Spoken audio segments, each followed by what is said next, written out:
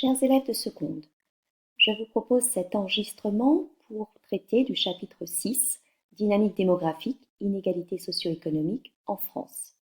Dans votre manuel de géographie, vous retrouverez les documents, le cours, aux pages 148 à 167. Pour l'introduction, bien évidemment, il faut reprendre les termes du sujet, à savoir comprendre le sens de démographique. Vous le savez, il s'agit de traiter de la population. Les dynamiques, elles, concernent les évolutions, les mouvements, c'est-à-dire qu'on va évaluer si cette population croît, si au contraire elle baisse, quelle est sa natalité, quelles sont les migrations. Et puis, dans le grand 2, nous verrons les inégalités. Les inégalités, on pourrait trouver d'autres mots tels que les contrastes, les disparités, voire les fractures ou les clivages. Ces inégalités, on va les voir dans leur caractère socio-économique, c'est-à-dire qu'on va étudier les questions sociales, la richesse également de cette population, sa pauvreté, voir si tous les territoires sont également dotés en termes d'infrastructures également. Il faut aussi évidemment fixer le cadre spatial. On va parler de la France, mais attention, la France, c'est la France de la métropole, le territoire métropolitain, mais aussi la France des départements et régions d'outre-mer, les territoires ultramarins.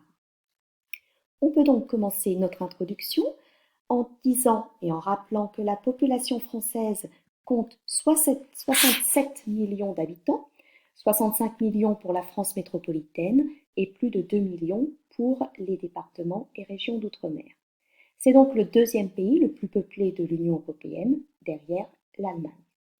Cette population est une population qui vieillit, mais plutôt moins rapidement que celle de ses voisins européens, notamment l'Italie ou l'Allemagne. Ainsi, la France conserve un certain dynamisme démographique et reste, avec le Royaume-Uni, un des moteurs de la croissance de la population européenne. Ce dynamisme économique, cette croissance, elle peut s'expliquer par deux éléments, deux ressorts.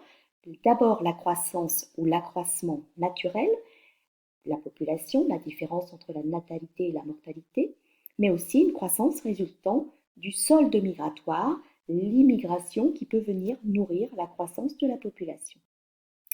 À l'échelle du territoire métropolitain et ultramarin, dans ces domaines-là, les dynamiques sont très inégales, on le verra.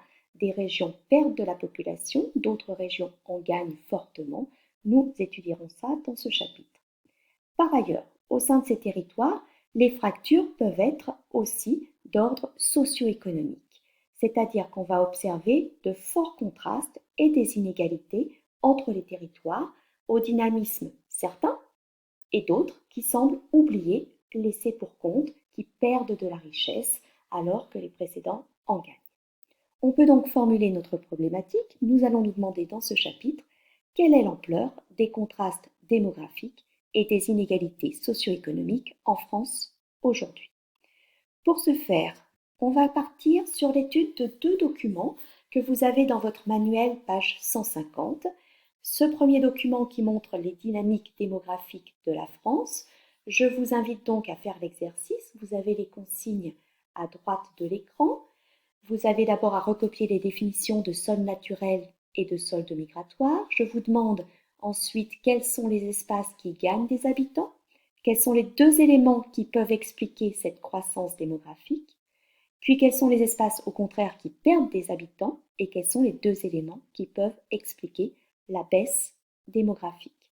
Puis le deuxième document, toujours page 150, avec une question unique à laquelle vous répondrez.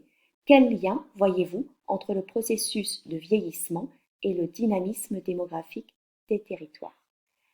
À bientôt pour la suite du cours.